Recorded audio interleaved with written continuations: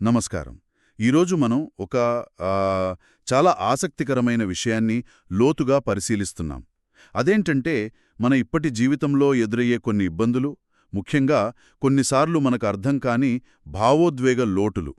వీటి వెనుక కారణాలేమై ఉండొచ్చు? దీనికోసం మనం బెంగళూరుకు చెందిన బ్రయాన్ అనే వ్యక్తి అనుభవాన్ని ఆధారం చేసుకుంటున్నాం. మన దగ్గర SDT-42 టెక్స్ట్ నుంచి సేకరించిన కొన్ని వివరాలున్నాయి. అవును, బ్రయాన్ కథనం నిజానికి మన ప్రస్తుత సమస్యలకి మూలాలు గతంలో అంటే పూర్వజన్మలో కూడా ఉండొచ్చు అనే ఒక ఆలోచన్ని ముందుకు తెస్తుంది. పాస్ట్ లైఫ్ రిగ్రెషన్ థెరపీ అని అంటారు కదా, అంటే ఇప్పటి సమస్యల మూలాల్ని గత జన్మల్లో వెతికే పద్ధతి. దాని ద్వారా బ్రయాన్ తన ఇప్పటి ఇబ్బందులకు కారణమైన ఒక ముఖ్యమైన గత జన్మను తెలుసుకున్నారన్నమాట. కరెక్ట్. ఇప్పుడు మన పరిశీలన అంతా దాదాపు 1210 కాలంలో ఆమ్స్టర్డామ్లో బ్రయాన్ ఒక సైనిక కమాండర్గా గడిపిన జీవితంపై ఉంటుంది. ఓ, సైనిక కమాండర్. అవును. ఆనాటి అనుభవాలు, అప్పటి నిర్ణయాలు ఇప్పటి జీవితాన్ని ఎలా ప్రభావితం చేస్తున్నాయో చూడటం నిజంగా ఆసక్తికరంగా ఉంటుంది. సరే, మరి ఆ గత జన్మ గురించి కొంచెం వివరంగా చెప్పండి. ఉన్నత సైనిక అధికారి అన్నారు కదా, అంటే అధికారం, గౌరవం అన్నీ ఉన్నాయా? ఖచ్చితంగా.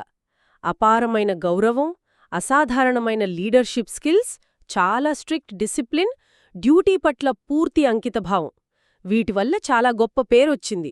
అయితే తన నాయనమ్మతో మంచి అనుబంధం ఉండేదని కూడా ఉంది ఇందులో. నిజమే. అది ఒక్కటే బహుశా కాస్త వ్యక్తిగతమైన బంధం ఆ జీవితంలో.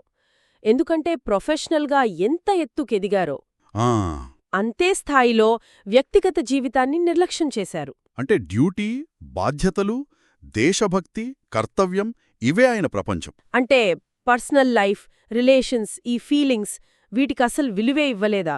దాదాపుగా అంతే. అన్నిటినీ పక్కన పెట్టేశారు. విధి నిర్వహణే సర్వస్వం అనుకున్నారు. దానివల్ల బయటకు కనిపించే ఆ విజయాల వెనుక లోపద ఒంటరితనం, భావోద్వేగపరంగా ఒక దూరం, ఇవన్నీ అనుభవించి ఉంటారు కదా. ఖచ్చితంగా. ఎంతో సాధించినా కూడా 80 ఏళ్ల వయసులో చనిపోయే టైంకి కూడా ఏదో తెలియని వెలితి, ఏదో అసంపూర్ణంగా ఉండిపోయిందనే భావనతోనే వెళ్ళిపోయారు. ఇది కొంచెం బాధకరం. అవును. మరి ఆశ్చర్యమేంటంటే ఆ అసంపూర్ణ భావన, ఆ ఆనాటి ఆ కఠినమైన బాధ్యతాయుత వైఖరి, అవే ఇప్పుడు బ్రయాన్ ప్రస్తుత జీవితంలో రిఫ్లెక్ట్ అవుతున్నాయి. అంటే ఇప్పుడు కూడానా? ఈ జన్మలో కూడానా? అవును. అదే అసలు విషయం. ఆ పాత నమూనాలు, ఆ పాత పద్ధతులు అవి ఇంకా కొనసాగుతున్నాయి. ఓకే. ప్రస్తుత జీవితంలో కూడా బ్రయాన్ సక్సెస్ఫుల్ ప్రొఫెషనల్ అనుంది. అయినా కూడా ఆ పాత సమస్యలు వెంటాడుతున్నాయా? నిజానికి ఆ లీడర్షిప్ క్వాలిటీస్, ఆ డిసిప్లిన్ అవి ఇప్పటికీ ఉపయోగపడుతున్నాయి. అది మంచిదే. కానీ వర్క్ లైఫ్ బ్యాలెన్స్ పూర్తిగా దెబ్బతింది. పనికి, వ్యక్తిగత జీవితానికి మధ్య సరైన హద్దులు లేవు. ఎమోషనల్గా కనెక్ట్ అవ్వడంలో ఇబ్బంది, లోతైన సంబంధాలు ఏర్పరచుకోలేకపోవడం. డిస్టెన్స్ ఇక్కడ కూడా కొనసాగుతోందన్నమాట. అవును. ఎంత సక్సెస్ ఉన్నా లోపల ఏదో తెలియని అసంతృప్తి. అదే వెలితి ఆ గతజన్మ భారం ఇంకా మోస్తున్నట్టే ఉంది. సరే, మరి ఈ విషయం తెలిసింది కదా. పాస్ట్ లైఫ్ థెరపీ ద్వారా దీన్ని గుర్తించారు. మరి ఈ అవగాహనతో మార్పు ఎలా వస్తుంది? ఏం చేయాలి? గుర్తించడమనేది చాలా ముఖ్యమైన మొదటి అడుగు. ఇప్పుడు ఆ పాత పద్ధతుల్ని బ్రేక్ చేయడానికి కొన్ని సూచనలున్నాయి. ఏంటవి?